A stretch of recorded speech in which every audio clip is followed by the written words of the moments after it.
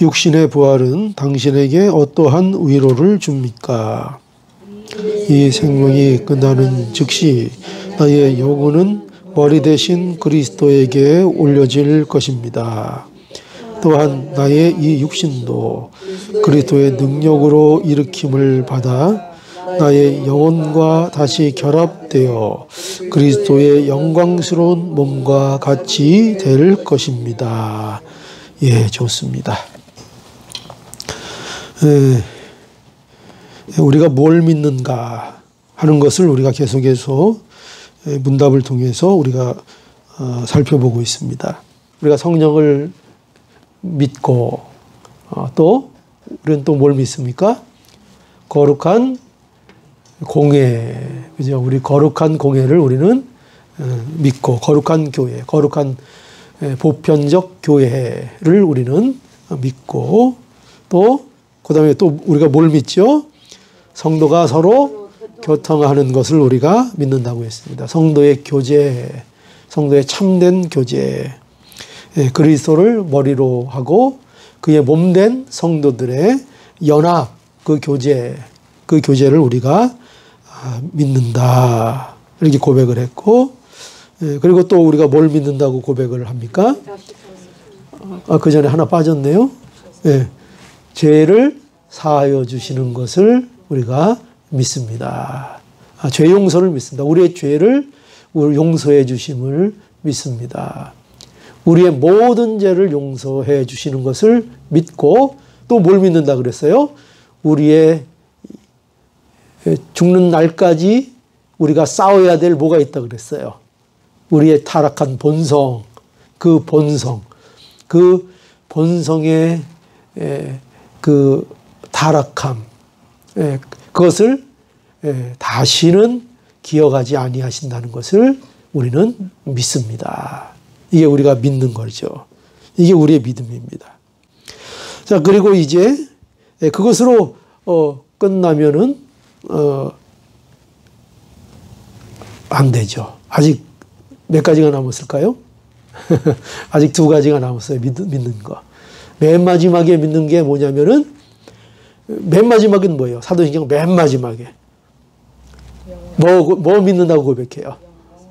영원히 사는 것을 믿습니다. 그죠? 영원히 사는 거. 그런데 영원히 사는 게 중요한데, 근데 그 전에 또 우리가 알아야 될, 믿어야 될 게 있다는 거예요. 영원히 사는데 그냥 우리의 영혼만 영원히 사냐? 그게 아니라는 거죠. 그러면은 굉장히 우리가 섭섭할 뻔했는데, 근데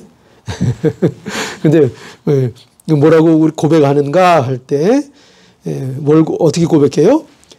몸이 다시 사는 것과 이걸 고백하는 거예요. 몸이 다시 사는 것을 믿습니다. 이렇게 고백을 하는 것입니다. 자, 그러니까 보세요. 기독교 신앙은 뭐가 다시 사는 걸 믿는 거예요? 몸이 다시 사는 걸 믿는 거예요. 네.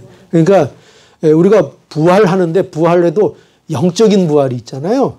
그러니까 우리가 예수 그리스도 안에서 이미 영적인 부활이 우리에게 이루어졌잖아요. 그죠? 영적인 부활이 이미 우리에게 이루어졌습니다. 예수 그리스도의 죽음에서 우리가 죽었고 예수 그리스도의 부활에서 우리가 다시 함께 살아났잖아요. 그죠? 우리가 그렇게 부활을 했습니다. 그래서 우리가 믿는 거 영적인 부활, 우리가 그걸 믿습니다. 예수 그리스도 안에서. 그런데 영적인 부활만 믿는 게 아니고 지금 여기 고백하는 건 뭐예요? 사도신경에서 고백하는 거는 놀랍게도 몸이 다시 사는 것. 육신의 부활을 믿는다. 이렇게 고백을 하고 있어요. 그러니까 이거 우리가 잊지 않아야 합니다. 우리가 영원히 살게 되는데 앞으로 영원히 사는 것을 믿는데 어떻게 영원히 사냐 할 때 우리가 몸이 다시 살아서 영원히 산다는 것을 믿습니다. 이게 기독교 신앙이에요. 그래서 우리의 구원은요, 전인격적인 구원이에요. 그냥 단지 영혼만 구원받는 것이 아니라 우리의 구원은 우리 존재 자체, 우리의 육체까지도 구원을 받는 것이 기독교에 약속된 구원이라는 걸 우리는 알아야 합니다. 그래서 우리는 이 사실을 믿는 것, 육신의 부활을 믿는 것이 기독교 신앙이라는 것을 우리가 알아야 돼요. 영혼만 부활 있다 이렇게 하면 안 돼요. 육신의 부활도 믿는다. 이게 기독교 신앙입니다. 그래서 이러한 육체의 부활은, 오늘 질문은 뭐냐면, 그러면 우리의 육체의 부활을 믿는다고 하는데, 그럼 이 육체의 부활은 우리에게 어떤 위로를 주는가? 이것을 질문하고 있습니다. 거기에 대한 답이 뭐냐면, 첫 번째로 여기 보면 이렇게 되어 있습니다. 이 생명이 끝나는 즉시 나의 영혼은 머리 대신 그리스도께 올려질 것입니다. 이렇게 가르쳐 줍니다. 그러니까 여기 보면 먼저 우리가 몸의 부활을 말하기 이전에 먼저 뭘 우리에게 가르쳐 주고 있는가 하면은 우리의 지상의 생명이 끝날 때가 온다는 거죠. 그죠? 죽음이 우리에게 온다는 거죠. 죽음을 맞이한다는 거죠. 우리가 맞는 죽음은 어떤 죽음입니까? 죽음이 뭐예요? 죽음은 뭐죠? 죽음은 우리의 육체와 영혼이 분리가 되는 것이 우리가 당하게 되는 죽음입니다. 이 죽음은 누구에게나 옵니다. 그런데 죽는 즉시로 우리가 어떻게 되는가 할 때, 죽는 즉시로 우리의 영혼은 어떻게 된다고요? 우리의 머리 대신 예수 그리스도에게 가게 된다. 이렇게 우리에게 가르쳐 주고 있습니다. 그러니까 죽음은 곧 뭐예요? 누구에게 올라가는 거예요? 죽으면 곧 주님 품으로 안기게 되는 거죠. 뭐 중간다리 거치는 거 이런 거 없습니다. 그죠? 바로 죽으면, 우리가 이 세상을 떠나면 누구 앞에 간다고요? 주님 앞에 가게 되는 겁니다. 주님 앞에 갑니다. 그래서 우리가 그렇게 생각하면 사람이 죽어서 영혼이 육체를 떠나서 이 세상에 떠도는 일이 있어요, 없어요? 그런 거 없는 겁니다. 그러니까 귀신을 그렇게 오해하면 안 됩니다. 그래서 마치 세상을 영혼이 떠다니는 것처럼 그렇게 생각해서는 안 되고, 그 귀신은 악한 영입니다. 악한 영. 그죠? 마귀가 장난치는 겁니다. 그리고 그 마귀의 장난에 성도들은 까딱하게 없습니다. 그거 갖고 흔들리는 일도 없고, 무슨 마귀가 성도에게 뭐 해를 끼칠 수도 없습니다. 그러니까 여러분 담대하셔야 합니다. 쓸데없이 스스로 끌려다니면 안 됩니다. 마귀는 손도 못 대는데 스스로 그냥 끌려다니는 경우들이 있어요. 그러면 안 됩니다. 그죠? 그러면 안 됩니다. 절대로 마귀는 우리를 해하지 못합니다.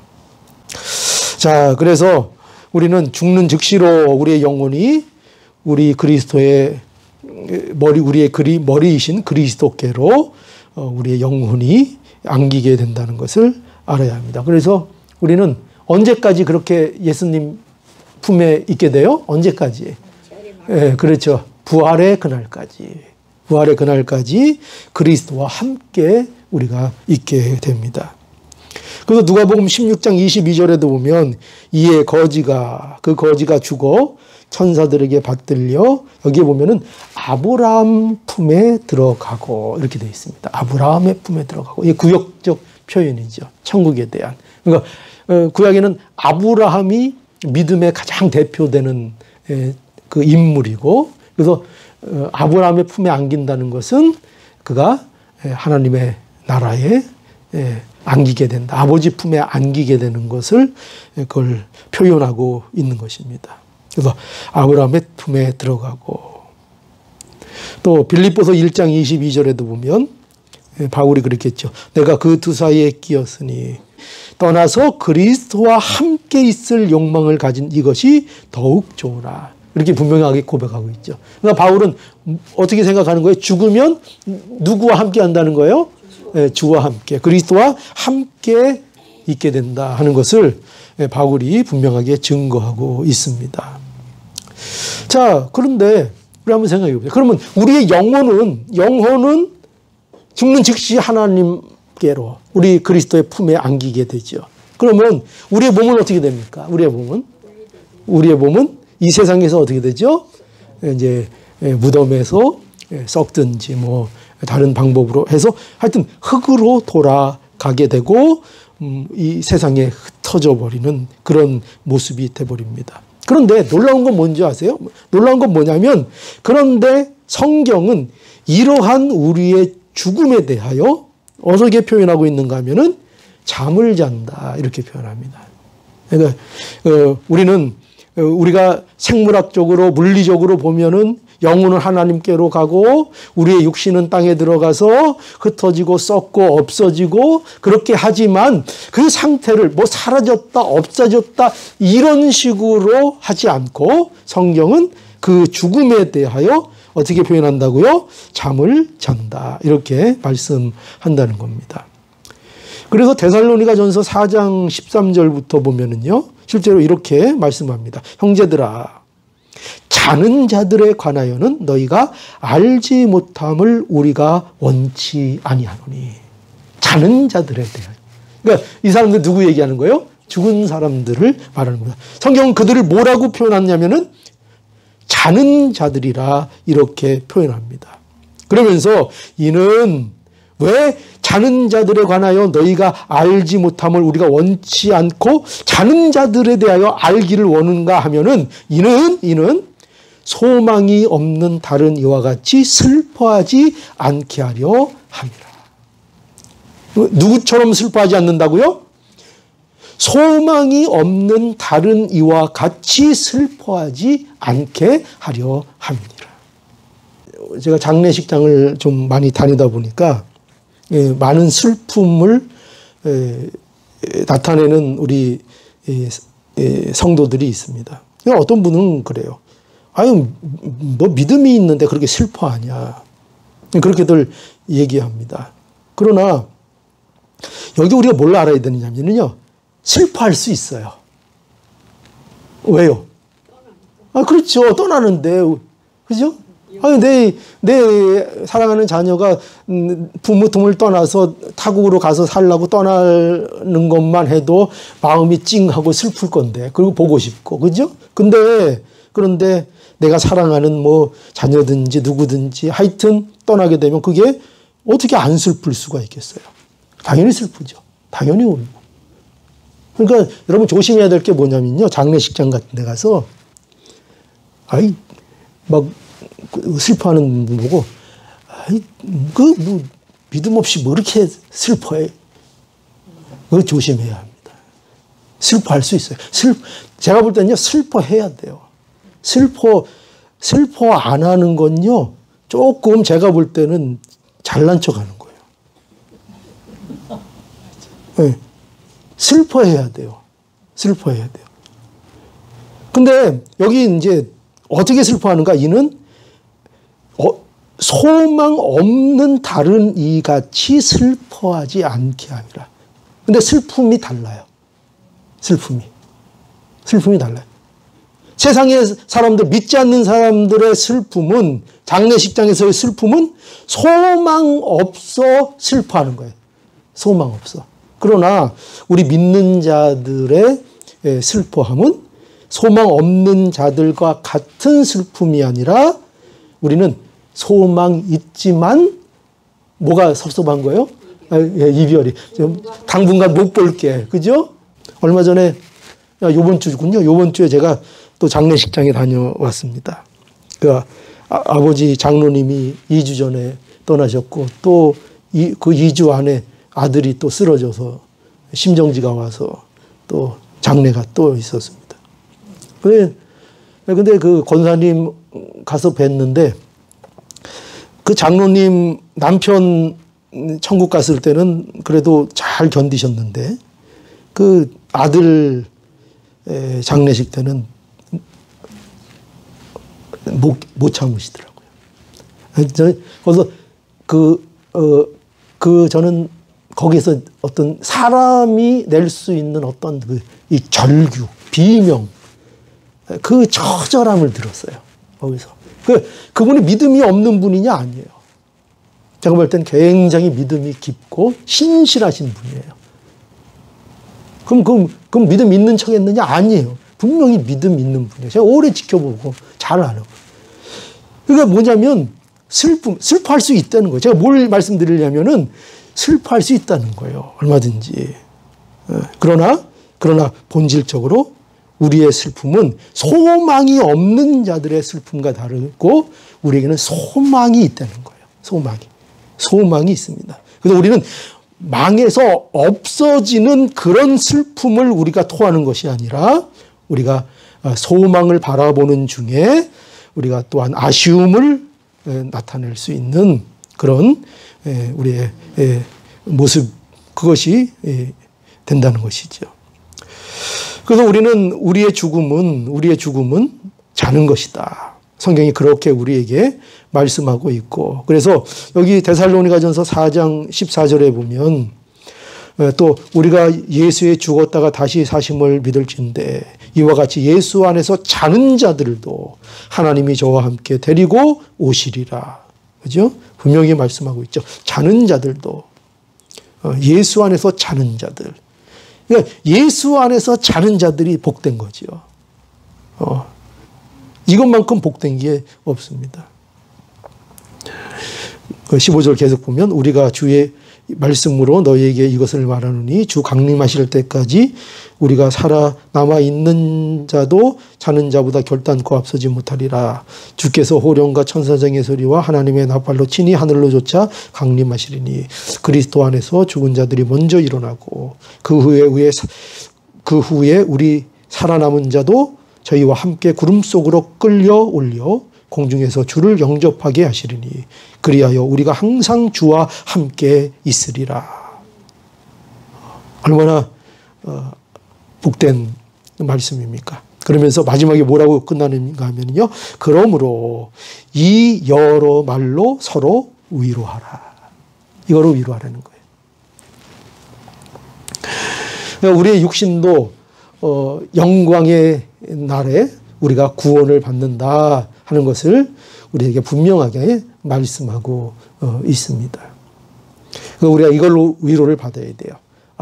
우리가 자는 거구나. 잠자는 거구나. 왜 잔다 그래요? 일어나니까. 다음날 아침에. 그죠?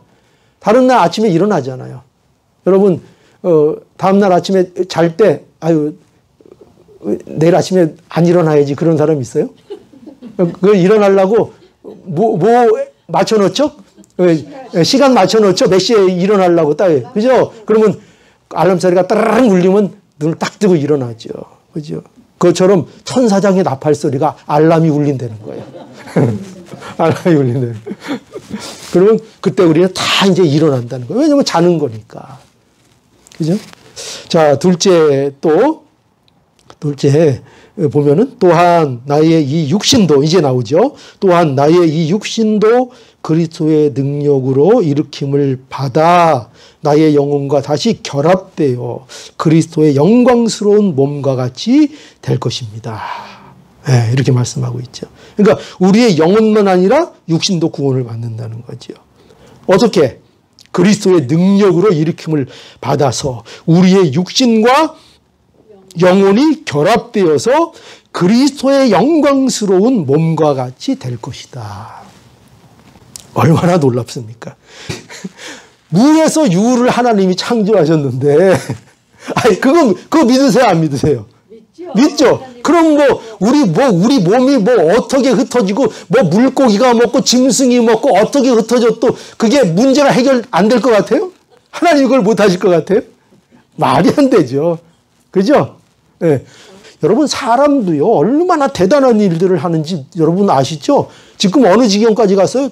사람 목을 잘라서요, 다른 사람 몸에다가 이식하는 수준, 그거 지금 연구하는 게 활발해요. 네?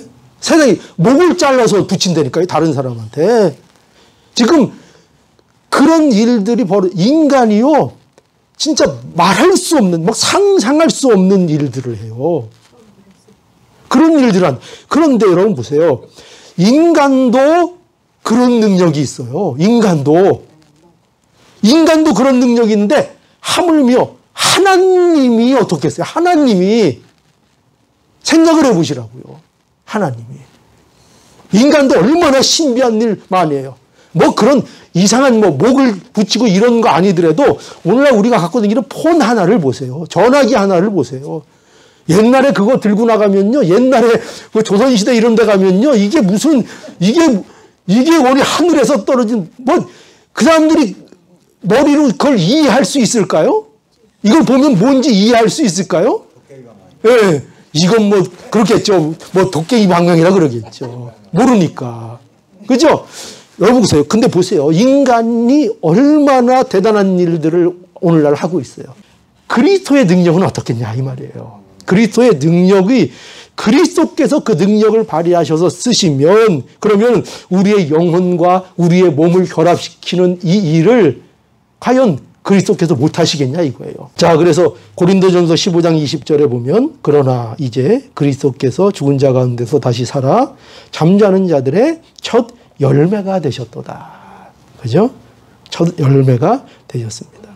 빌립보서 3장 21절 그가 만물을 자기에게 복종케 하실 수 있는 자의 역사로 우리의 낮은 몸을 자기 영광의 몸의 형체와 같이 변케 하시리라. 아, 얼마나 놀라운 말씀이에요.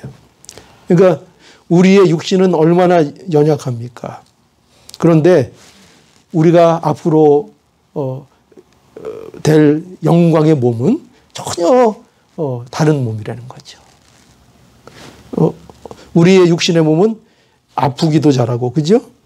또 어떻게 합니까? 병들고, 늙고, 썩고, 그런 육신은 아니에요. 우리 젊을 때 얼마나 저희가 파릇파릇했습니까? 그죠? 얼마나 힘도 있었고.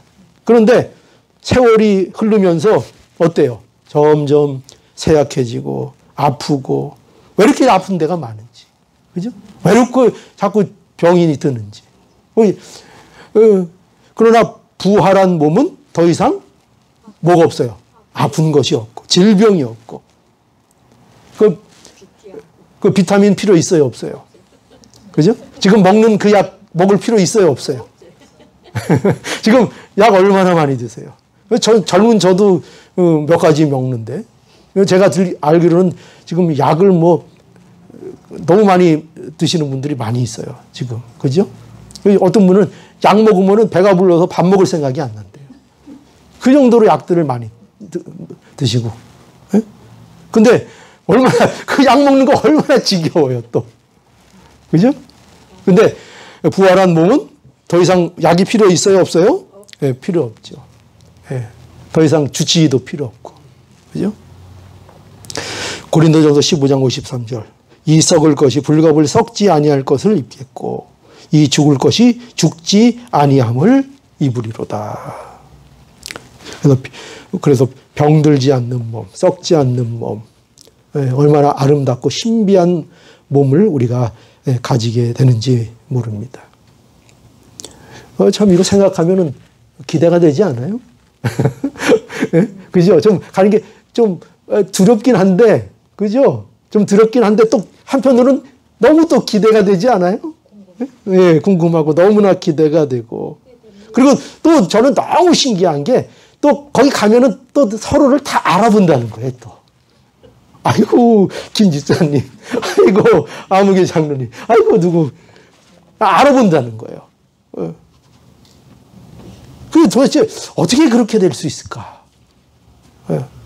좀 궁금한 건 좀 남겨둬야죠. 자, 그래서 그날에 우리가 모든 성도를 우리가 만나게 될 것입니다. 이게 실제적으로 실현이 되는 거예요. 그러니까 완전한 교회가 거기에서 이루어지는 겁니다. 그래서 제가 이번에 장례 갔는데 그 장례하는 목사님이 설교하는데 참 그 말씀이 와닿더라고요. 지금은 우리 지상의 교회에 있던 우리 집사님이었는데 이제는 이사를 가셔가지고 이제 온전한 교회로 이제 옮기셨습니다. 그 말을 듣는데 슬프다가도 너무 소망이 있는 거예요. 예, 지금까지 우리 불안한 교회, 좀 불완전한 교회에 우리가 속해 있었는데 이제 완전한 교회로 이사를 갔다는 거예요. 완전한 교회로. 여러분, 완전한 교회로 우리가 이사 가서 우리의 꿈에 그리던 완전한 교회, 거기에 우리가 함께 속하게 되는 것입니다. 그 교회는요, 얼마나 아름다운지 서로 막 비비 꼬이고 뭐 이런 것도 없어요. 거기는 뭐 오해하고 서로 꼬이고 막 착각하고 얼마나 이 세상에서는 잘하려고 그래도 꼬이는 게 많아요. 그죠? 제가 볼 땐 그래요. 전부 다 잘하려고 그러는데 다 잘하려고 그러는데 꼬여요.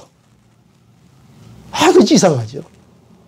분명히 다 선한 마음이고 다 잘해보려고 그러고 다 열심히 하려고 그러는데 이상하게 그게 세상 교회에서는 막 꼬여요.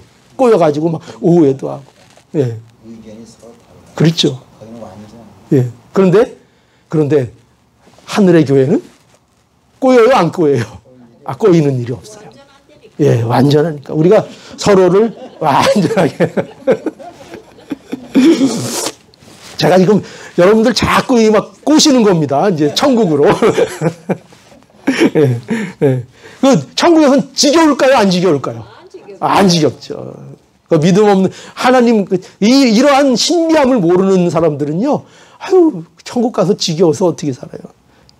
저는 지옥 가서 재밌게 살아요. 또 이런 얘기하는 사람들도 있어요. 정신없는 사람들 같으니. 그런 사람들 보곤, 당신 나이타 켜서, 나이타 있지? 꺼내가지고, 당신 손 한번 대봐. 내가 1초를 견디면 내가 인정해 줄게. 그죠?